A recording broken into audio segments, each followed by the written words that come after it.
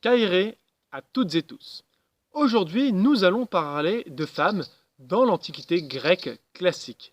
Et pour parler de ce sujet, je ne vais pas parler de toutes les femmes de l'Antiquité, je vais parler de quelques femmes qui ont été influentes, surtout d'un point de vue politique.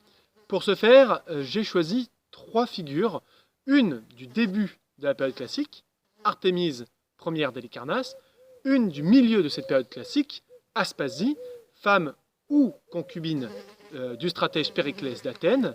Et enfin, pour finir, on parlera de Olympias, donc fin de la période classique, début de la période hellénistique, femme de Philippe II et surtout mère d'Alexandre le Grand. Alors, pour commencer, nous allons présenter ces différents personnages. Tout d'abord, parlons d'Artémise Ière d'Halicarnasse. Alors, cette femme, elle nous est présentée à travers les écrits de Hérodote, qui est lui-même un homme qui vient de la cité d'Halicarnasse. Ce qui fait que son récit est assez précieux, car il illustre cette reine, la vie de cette reine, avec force détails et force anecdotes.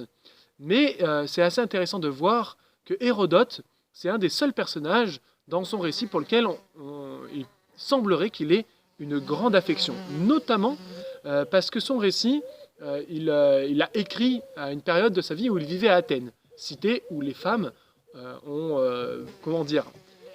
sont beaucoup plus restreintes au niveau de leur liberté et elles ont beaucoup moins de liberté que les femmes, par exemple, en Asie mineure, et notamment dans la ville d'Halicarnasse. Et Hérodote a dressé un portrait vertueux et bénéfique de cette femme, et vous allez le voir, par rapport justement à la vision qu'ont les Grecs de femmes de pouvoir. Alors, pour commencer, qui était Artémise Ière d'Halicarnasse? Elle était la fille du satrape de Lydie, donc un des plus riches satrapes de l'Empire perse, et d'une riche crétoise dont on ne connaît pas le nom. Elle a été mariée assez jeune, il semblerait, au tyran d'Halicarnasse. Donc à l'époque, Halicarnasse, c'est une cité qui est au sud-ouest de la Turquie, pas loin du Dodécanèse. Et ce tyran, lorsqu'il est mort, sa femme, Artémise Ière, a exercé une régence pour son fils qui apparemment était trop jeune ou jugé comme trop immature pour régner. D'ailleurs, certains historiens ont émis l'hypothèse que Artémise a carrément spoilé son propre fils pour récupérer le pouvoir. Peu importe, en tout cas, voilà Artémise Ière devenue reine.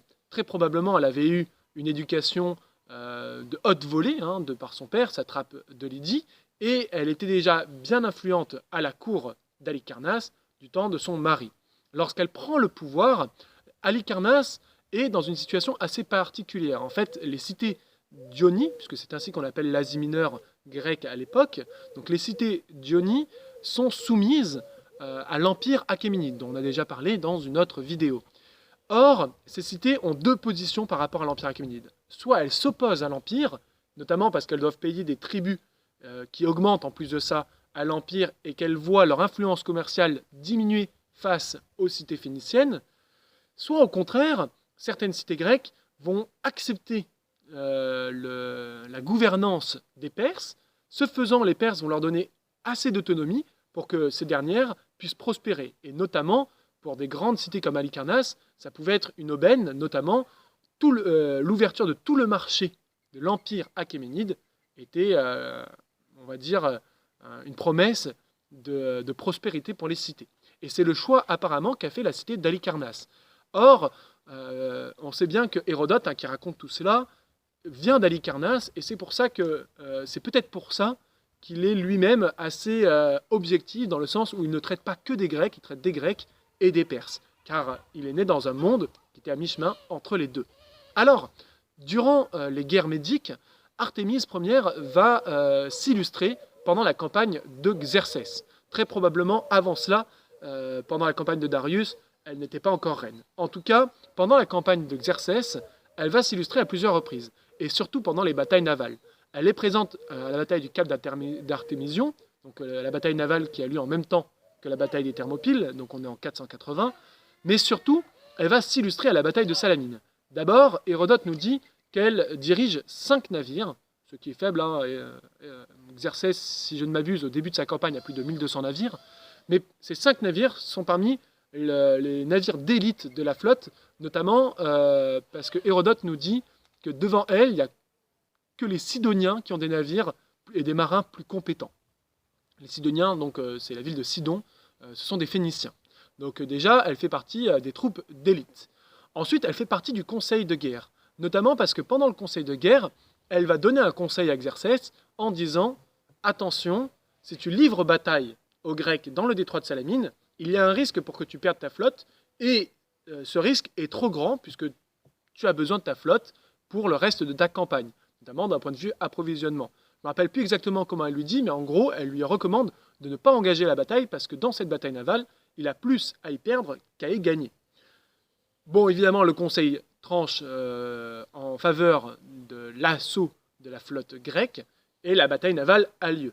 Artémise y participe et pendant cette bataille, évidemment, les Grecs prennent le dessus. Vous connaissez peut-être la bataille de Salamine. Si vous ne la connaissez pas, j'en parlerai lorsque je parlerai des guerres médiques. En tout cas, c'était une grande victoire des Grecs face aux Perses. En fait, ils ont amené les Perses à rentrer dans un étroit goulot et finalement, les Perses n'ont pas pu profiter de leur supériorité numérique.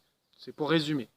Finalement, les Perses sont obligés de se replier et pendant cette retraite où les Grecs poursuivent les navires perses, Artémise est pourchassée. Alors, elle est pourchassée comme les autres navires, mais elle, en plus, elle a sur sa tête une mise à prix. Pourquoi? Eh bien parce que les Athéniens, alors ça c'est aussi Hérodote qui nous en parle, ne pouvant supporter l'idée qu'une femme vienne les attaquer, et même mène des navires face à eux, alors même que dans leur cité les femmes sont restreintes dans le gynécée, ont mis sur sa tête une mise à prix de 10 000 drachmes. Donc c'est une immense fortune pour n'importe qui. Et Artémise le sait. Donc son sort n'est pas trop bon si elle se fait capturer. Donc elle est en train de se replier, et alors qu'elle se replie et qu'elle est pourchassée par un navire grec, elle se retrouve face à un autre navire. Ce navire, c'est un navire allié d'un roi allié dont je ne me rappelle plus le nom, mais c'est aussi un allié grec et, de Xerxès. Et ce navire lui barre le passage. Elle réfléchit même pas, elle éperonne le navire, donc elle le prend de flanc, elle le coule, et ensuite elle continue son trajet, et elle s'échappe. Et voyant cela, le grec qui la poursuivait se dit, mais en fait c'est une alliée. Du coup, il arrête sa poursuite. Donc déjà, on voit que la reine Artémise fait preuve de métis dans cette action, puisque du coup, elle arrive à tromper son adversaire en éprenant un de ses propres alliés. Mais en plus de ça, Hérodote nous dit qu'elle va tromper son propre chef militaire, puisque Xerxès, qui observe ça d'une hauteur, il va penser que Artémise a coulé un navire grec.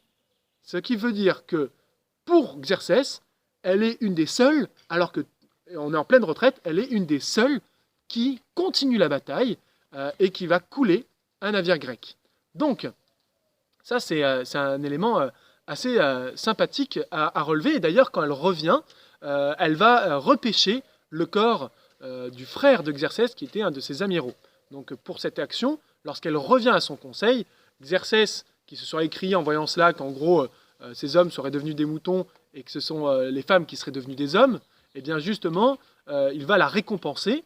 Et en plus de ça, il va écouter ses conseils après sa défaite navale.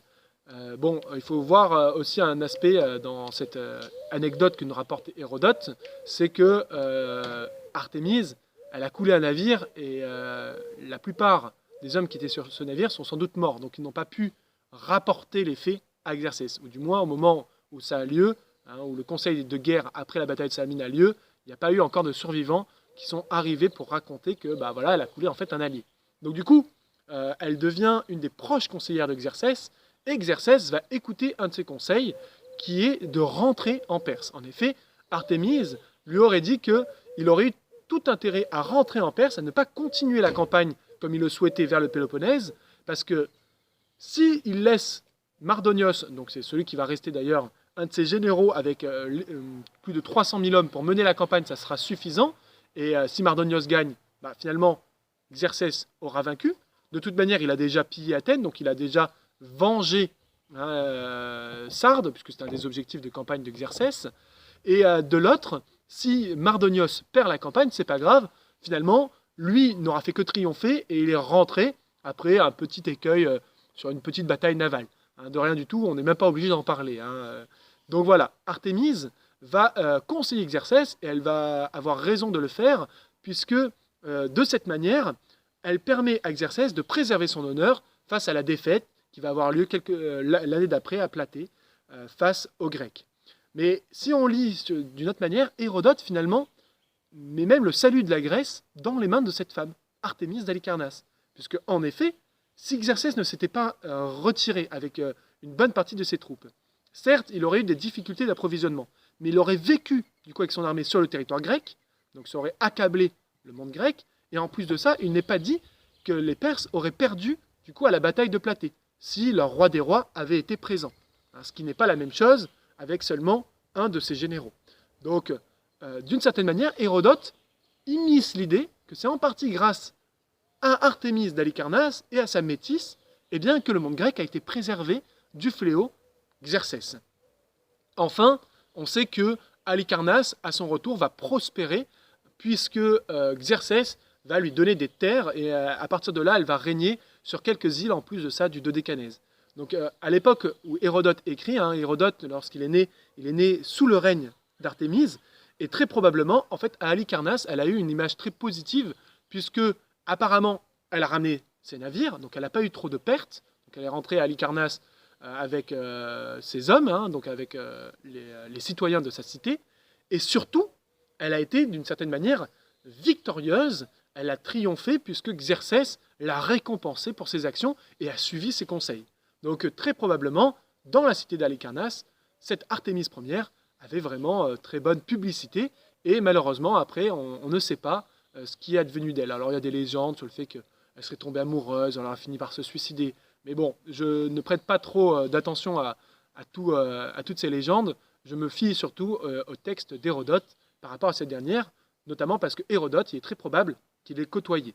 Et ce qui est intéressant, c'est que Hérodote, qui vit à Athènes lorsqu'il écrit l'Historia, en fait, propose une figure féminine très forte qui dirige une cité en contrepoint de la vision qu'ont les Athéniens de la femme.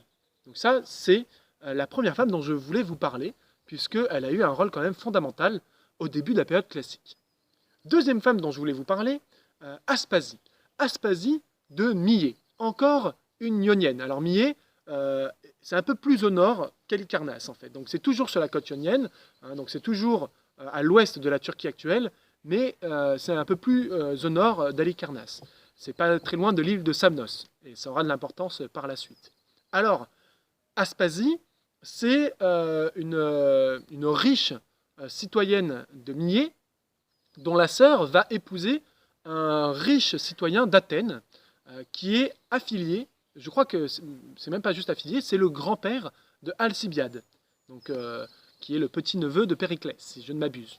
Bon, peu importe, en gros, sa sœur se marie à un Athénien très riche et qui est lié à des familles très influentes qui seront elles-mêmes liées à la famille dirigeante d'Athènes, les Alcméonides et Périclès. Alors, elle va suivre sa sœur à Athènes, hein, justement, puisque le mari rapporte sa femme à Athènes et évidemment rapporte sa belle-sœur. Et lorsqu'elle arrive à Athènes, elle a déjà reçu une très bonne éducation lorsqu'elle était à Mié, et arrivée à Athènes, elle exerce la profession d'étayre. Alors qu'est-ce qu'une étayre? Une étayre dans le monde grec, ce sont, pour résumer, des femmes, des courtisanes de luxe, hein, extrêmement chères, capables de jouer de la musique, de danser, de tenir des discours philosophiques, de parler de sujets politiques. Donc on pourrait la rapprocher sur cet aspect-là des courtisanes japonaises, hein, les geishas par exemple, et qui peuvent, et selon certains historiens qui doivent, avoir des rapports sexuels avec certains de leurs clients. Donc ce sont des prostituées ou des courtisanes de luxe et qui souvent arrivaient à s'unir à des personnages importants. On a plein de personnages historiques grecs qui se sont mariés finalement à des étayres ou qui ont eu des relations de longue durée avec des étayres. D'ailleurs, c'est le propre de l'étayre, généralement, elle a un ou deux mécènes principaux. Hein, et d'ailleurs, étayre, je crois que ça veut dire bon ami. Donc elle va se lier avec des bons amis qui vont l'entretenir. Voilà.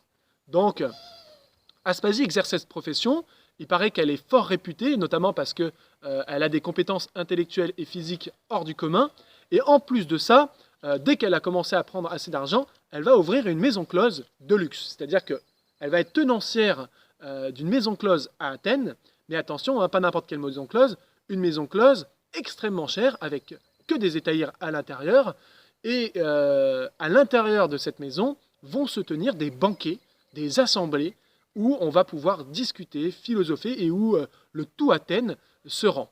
Parmi les illustres hôtes qu'elle a reçus, on a Socrate, par exemple, on a Sophocle, donc l'auteur de pièces de théâtre, un des plus en vogue de son temps, on a Phidias, ni plus ni moins le sculpteur qui a participé à la construction du Parthénon, et surtout, si je ne m'abuse, qui a sculpté Athéna Porphyre, hein, et Aphrodite de Cnide aussi, l'Aphrodite de Cnide.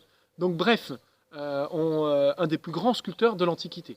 Donc, elle accueille le tout Athènes, et parmi les personnes qu'elle accueille, il y a évidemment Périclès, qui est l'homme politique d'Athènes à partir de 460-450. C'est vraiment l'homme qui va diriger Athènes pendant plus de 20 ans, hein, à partir du milieu du 5e siècle avant notre ère. Et Périclès, on nous dit, va vraiment s'embracher de la belle Aspasie. Il va tomber amoureux de cette dernière, et il y a deux hypothèses. Soit il l'épouse, mais dans ce cas-là, s'il l'a réellement épousée, dans ce cas-là, il est allé à l'encontre des lois de sa propre cité, et lois qu'il avait lui-même promulguées, puisque c'est à partir de Périclès, si je ne m'abuse, que les citoyens athéniens doivent épouser des citoyennes athéniennes, et pour être athénien, il faut avoir une mère et un père, et une grand-père, et une grand-mère, et un autre grand-père et une autre grand-mère athénienne. Bref, il faut être vraiment de lignée purement civique athénienne. Or, Aspasie ne l'est pas. Aspasie est de Millet. Pourtant, on sait que Périclès s'est séparé de sa femme, il a divorcé, et à partir de là, il va aller vivre avec Aspasie. Et pour certains, il aurait été impossible que Périclès vive avec une femme qui soit sa concubine. Et de l'autre, certains historiens disent que ça aurait été plus probable que ce soit uniquement sa concubine, et comme ça, il n'aurait pas eu à enfreindre les lois de sa cité. Donc, c'est assez particulier. De toute manière, Aspasie devient la femme de Périclès, qu'elle soit concubine ou épouse, et elle va même lui donner un fils, Périclès le Jeune, qui sera reconnu comme étant un Athénien de droit par ses concitoyens, puisque plus tard, il va exercer lui aussi, hein, le fils de Périclès, la charge de stratège, donc une des plus hautes fonctions politiques de la cité. Du coup, Aspasie, elle est femme et mère de deux stratèges de la ville d'Athènes. Et pendant la seconde partie du 5e siècle, elle va avoir énormément d'influence sur la cité athénienne, peut-être même trop, selon certains auteurs. Donc il paraît que par le biais de tous les hommes qu'elle a invités donc, dans sa maison close, plus par le biais surtout de Périclès, elle a influencé la politique extérieure d'Athènes. Un des premiers actes qui lui est reproché, c'est l'expédition que mène Périclès contre les Samniens, donc l'île de Samnos, qui à l'époque était en opposition, en rivalité avec la ville de Millet, ville d'origine d'Aspasie. Et cette guerre, certains opposants politiques de Périclès vont l'attribuer au mauvais conseil donné sur l'oreiller par Aspasie. Que ce soit vrai ou faux, peu importe, ce qui est sûr, c'est que Périclès va avoir une politique très dure envers les alliés d'Athènes pendant donc, cette seconde partie du 5e siècle, qui vont mener à la guerre du Péloponnèse. Or, Aspasie était une métèque, elle venait d'une de ces cités ioniennes, et très probablement, elle pouvait le conseiller, et elle l'a conseillé, ça c'est sûr, sur la politique que Périclès devait suivre dans cette zone géographique, que très probablement, elle maîtrisait mieux que lui. Autre élément, elle a, selon certains, écrit carrément l'oraison funèbre, qui au début de la guerre du Péloponnèse est faite par Périclès, donc c'est Thucydide qui la rapporte, et elle aurait influencé certains discours de Périclès, notamment parce qu'elle était très éduquée et elle avait l'habitude de manier le verbe, peut-être même mieux que Périclès lui-même. Donc en plus de ça, elle aurait participé à l'écriture des discours de Périclès. Donc on voit que cette femme a eu une influence sur la vie athénienne et sur même peut-être le déclenchement de la guerre du Péloponnèse. De toute façon, si on écoute Aristophane, elle aurait carrément été au centre du déclenchement de la guerre, parce qu'Aristophane, dans une de ses comédies, dit que c'est pas du tout de la politique. Il dit, alors je sais plus exactement, mais en gros, il dit que c'est des Athéniens qui ont enlevé une prostituée de Mégare, et les habitants de Mégare, pour se venger, ont enlevé 2 prostituées d'Athènes. Or, parmi les 2 prostituées, il y en avait une, ou je crois les 2, qui venaient de chez Aspasie. Et donc Aspasie aurait dit à Périclès, il faut déclarer la guerre à Mégare. Voilà. Bon, c'est une comédie, mais ça montre que, en son temps, Aspasie a été considérée comme étant une personne très influente, proche de Périclès, et c'était même un moyen d'attaquer Périclès en disant, voilà, il a épousé une métèque, et en plus c'est une prostituée, et cette prostituée, elle le conseille, elle le pousse à la guerre contre des alliés, et elle le pousse à la guerre contre des ennemis peut-être trop puissants. Donc ça a été aussi finalement une manière de canaliser la rancune qu'on avait contre Périclès sur un personnage féminin, car je rappelle que la femme, à Athènes, et une femme comme elle, qui était complètement libre, puisque les hétaïres dans la cité sont libres d'aller où bon leur semble, ce sont des femmes libres, eh bien ça ne devait pas plaire à tous les Athéniens. Donc pour finir, lorsque Périclès va mourir, elle va se remarier à Lysiclès, si je ne m'abuse, qui est un marchand riche, un riche commerçant, et selon, je crois que là c'est Plutarque qui en parle, selon Plutarque, elle va permettre à ce dernier de devenir l'homme le plus riche d'Athènes. Donc on voit qu'elle avait un réseau en fait d'influence qui lui a permis d'enrichir son second mari, à qui elle va donner aussi un enfant. Donc, et on n'a pas malheureusement la fin de la vie d'Aspasie, du moins j'en ai pas connaissance. Donc on voit que c'est la deuxième voie, il y a s'emparer du pouvoir au nom de la régence, et la deuxième voie, c'est se marier ou être influente auprès d'un homme politique, notamment même au cœur de la cité la plus misogyne du monde grec, Athènes. Le troisième personnage dont je voulais vous parler, c'est la fille du roi d'Épire. Donc on continue à être dans les marges du monde grec. Donc l'Épire, là cette fois-ci on est en Grèce continentale, mais on est au nord-ouest de la Grèce, au sud de l'Albanie actuelle. Et la fille de ce roi d'Épire, qui est Néoptolème Ier, s'appelle Polyxéna. Elle s'appelle Polyxéna. Et cette Polyxéna, elle va être éduquée dans le grand sanctuaire de Dodone. Donc c'est un sanctuaire olympien, dédié à Zeus olympien. Elle va être initiée à des rites dionysiaques très importants, donc elle va avoir une éducation très mystique. Mais en plus de ça, elle va être mariée pour sceller une alliance avec le royaume de Macédoine à Philippe II de Macédoine. Oui, mesdames et messieurs, je parle d'Olympias.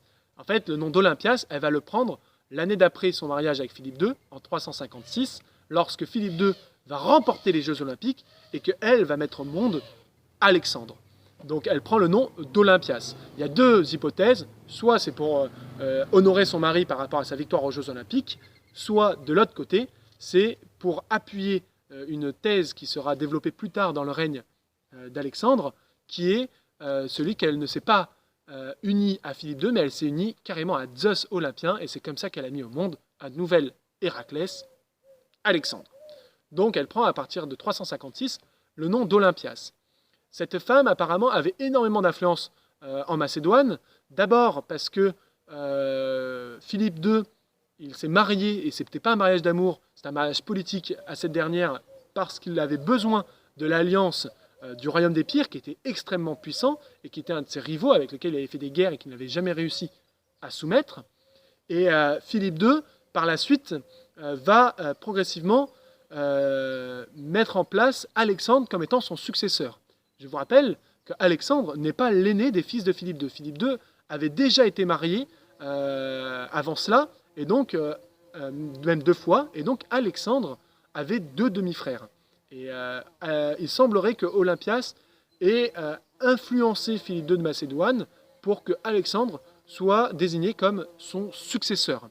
D'ailleurs, en 339, lorsque Philippe souhaite marier un de ses autres fils à la fille du satrape de Carie, donc c'est en Asie mineure là aussi, donc il cherche à faire une alliance avec les Perses, avec du moins un satrape perse, dans son objectif de partir conquérir l'Asie mineure.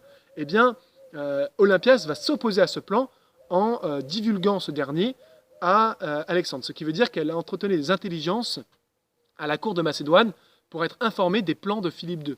Et elle va en informer Alexandre, et Alexandre va rentrer dans une colère noire face à son père, parce qu'il considère que ce mariage, ça pourrait être lui qui pourrait le contracter. Car très probablement, le satrape de Carie, il ne va pas marier sa fille à un second fils, à celui qui ne sera pas l'héritier. Alors je crois que finalement le mariage n'a pas lieu. En tout cas, il y a une opposition qui naît entre Alexandre et Philippe à partir de là. Donc on voit qu'Olympias s'est immiscé au sein de la relation entre père et fils. Et par la suite, eh bien, suite au remariage de Philippe II, eh bien, là ça va carrément partir en querelle familiale, puisque Alexandre et Olympias vont s'exiler en Épire suite à une grave dispute avec Philippe II. Donc là, on est en 337. Cette grave dispute aurait pu carrément exclure de la succession Alexandre, et en plus de ça, aurait pu même le voir se faire assassiner. Ce qui ne va pas arriver parce que Olympias peut s'appuyer sur le soutien de son frère, qui à partir de là est arrivé au pouvoir en Épire. Donc Philippe II, il est bien embêté parce qu'une de ses femmes a quand même le soutien d'un de ses plus grands alliés, et plus dangereux alliés. Finalement, il va calmer le jeu, Philippe II, il va rappeler son fils, Alexandre va s'excuser, les deux vont se rapprocher, Olympias va revenir elle aussi en Macédoine, et en 336, normalement, il voulait conclure un mariage entre le nouveau roi d'Épire et la fille de Philippe II et de Olympias, Cléopâtre, qui est en fait la sœur d'Alexandre le Grand. Donc oui, si ça vous choque, si vous avez bien suivi, en effet, ils ont marié la nièce au tonton, la Grèce antique. Bref, c'est un mariage politique qui permet de rapprocher les deux dynasties. Mais durant ce mariage, Philippe II est assassiné. Alors je ne vais pas vous refaire tout le speech sur l'histoire, surtout je l'ai fait en live il n'y a pas très longtemps, sur l'histoire de la mort de Philippe II. Si ça vous intéresse, qu'on parle de Philippe II en particulier, ça peut être un sujet, vous me le notez en commentaire. Et il n'y a pas de problème, je pourrais en traiter. Sachez juste que une des hypothèses sur celui qui aurait commandité l'assassinat, ça serait l'hypothèse d'Olympias, qui aurait fait assassiner Philippe II pour accélérer l'arrivée au trône de son fils, et via son fils, avoir une influence politique. Donc la plupart des auteurs valident ce fait-là. Alexandre était extrêmement lié à sa mère, il était très proche d'elle, notamment parce que toute sa jeunesse, sa prime jeunesse, il l'a passée avec cette dernière avant d'être mis sous la tutelle de précepteurs, puis directement à suivre pendant son adolescence son père. Mais pendant sa première jeunesse, il a eu surtout de l'amour maternel, et tout son aspect mythologique, tout son aspect, on va dire, spirituel, il le tient de sa mère, qui est elle-même une prêtresse. Et en plus de ça, lors de ses campagnes, Alexandre va progressivement donner cours aux rumeurs que sa mère donnait, qu'elle se soit unie carrément à Zeus pour lui-même devenir un demi-dieu. De toute manière, Olympias a influencé énormément la dynastie d'Alexandre parce que via son père, Alexandre descendait d'Héraclès, de toute manière, et via sa mère, il descendait quand même d'Achille. Et d'ailleurs, une des premières choses qu'il fait lorsqu'il arrive en Asie au début de la conquête de la Perse, c'est qu'il va faire des grands jeux en l'honneur d'Achille et de Patrocle. Donc voilà, il s'identifie directement à sa lignée maternelle. Donc Olympias a eu de l'influence sur tout le règne d'Alexandre.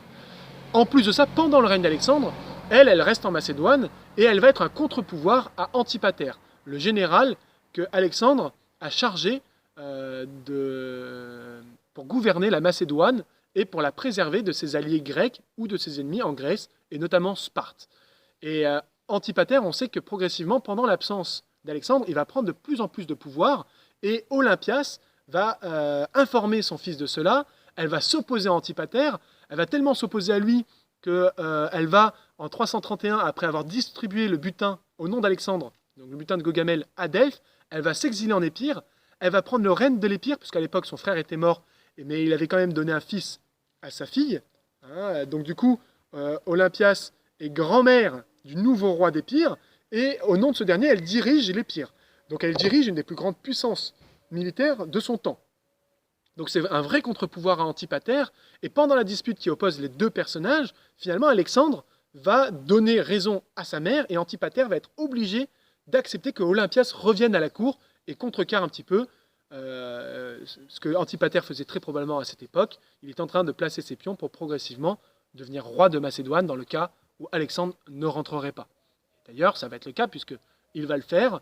Lorsqu'Alexandre meurt, Antipater va se décréter successeur d'Alexandre, notamment parce qu'il va être son régent au nom d'un des demi-frères de Alexandre. Voilà. Donc Olympias va être opposé à lui, et donc après la mort d'Alexandre, Olympias va toujours chercher à préserver la lignée de son fils, puisque elle va se ranger derrière les protecteurs de Roxane, donc la femme d'Alexandre, et du fils qu'elle a eu après la mort d'Alexandre. Hein, donc quelques mois après la mort d'Alexandre, elle a accouché d'un fils qui s'appelle Alexandre IV et qui normalement règne sur l'Empire. Lorsque ce dernier rentre en Macédoine, parce qu'en fait il est un peu brinque-ballé avec sa mère par les différents généraux d'Alexandre, eh bien c'est Olympias qui va assurer sa protection face notamment à Cassandre, qui est le fils d'Antipater. Finalement, la guerre va éclater. En 319, ces guerres de succession vont créer un grand chaos en Grèce continentale. Elle est obligée de rentrer en Épire. Là, elle lève une armée, elle marche sur la Macédoine, et rien que sa réputation fait que les soldats qui lui ont été opposés se sont rendus. Donc apparemment, elle avait une réputation assez terrible. In fine, ça s'est mal fini, puisque en 317, elle est assiégée dans sa capitale Pydna en Macédoine par les troupes de Cassandre, alors qu'elle a Roxane et Alexandre IV, qui a alors 13 ans, je crois, dans la ville. Cassandre finit par prendre la cité, notamment parce que Olympias était jugée comme trop dangereuse et trop instable par les autres diadoques, et notamment, finalement, ce jeune Alexandre IV, il dérangeait tous les seigneurs de guerre qui allaient se tailler la part du lion dans l'empire d'Alexandre, et finalement, elle a été abandonnée par ses alliés. Cassandre s'empare de la cité, elle est jugée comme beaucoup trop dangereuse par un conseil macédonien pour qu'on la laisse vivre, alors qu'elle s'est rendue à la base, parce que le siège aurait pu durer plus longtemps, elle s'est rendue sous la promesse qu'on lui laisse la vie à elle, à Roxane et à Alexandre IV. Et Alexandre ne va pas respecter sa promesse, notamment parce que lui, il dit « moi j'ai promis », mais le conseil macédonien, il n'a rien promis du tout. Le conseil macédonien décide de la mettre à mort, elle finit lapidée, et Roxane et Alexandre IV sont finalement assassinés. Donc on voit qu'elle a eu une énorme influence, d'abord sur la politique de Philippe II, après sur la vie d'Alexandre le Grand, et enfin sur l'héritage et pendant les guerres de succession d'Alexandre.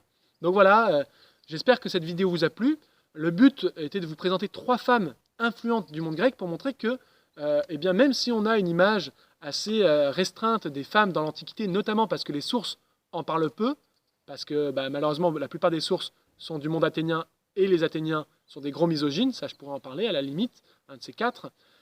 Donc du coup on a une assez mauvaise image des femmes dans la littérature classique. Eh bien on peut voir que certaines d'entre elles ont eu une influence politique directe et que ce sont uniquement des exemples qui ont été cités. Ça veut dire que très probablement il y a eu d'autres femmes de cette acabit qui ont dirigé par le biais de leur mari, de leur fils, de leurs frères ou carrément directement des cités du monde grec. J'espère que ça vous a plu. N'hésitez pas à me le dire en commentaire et à me proposer 3 nouveaux sujets. Voilà, c'est libre. N'hésitez pas à proposer Massalia, par exemple. La suite de Massalia, ça m'a été demandé, ou autre. Ou autre chose sur la vie d'Alexandre ou d'autres personnages.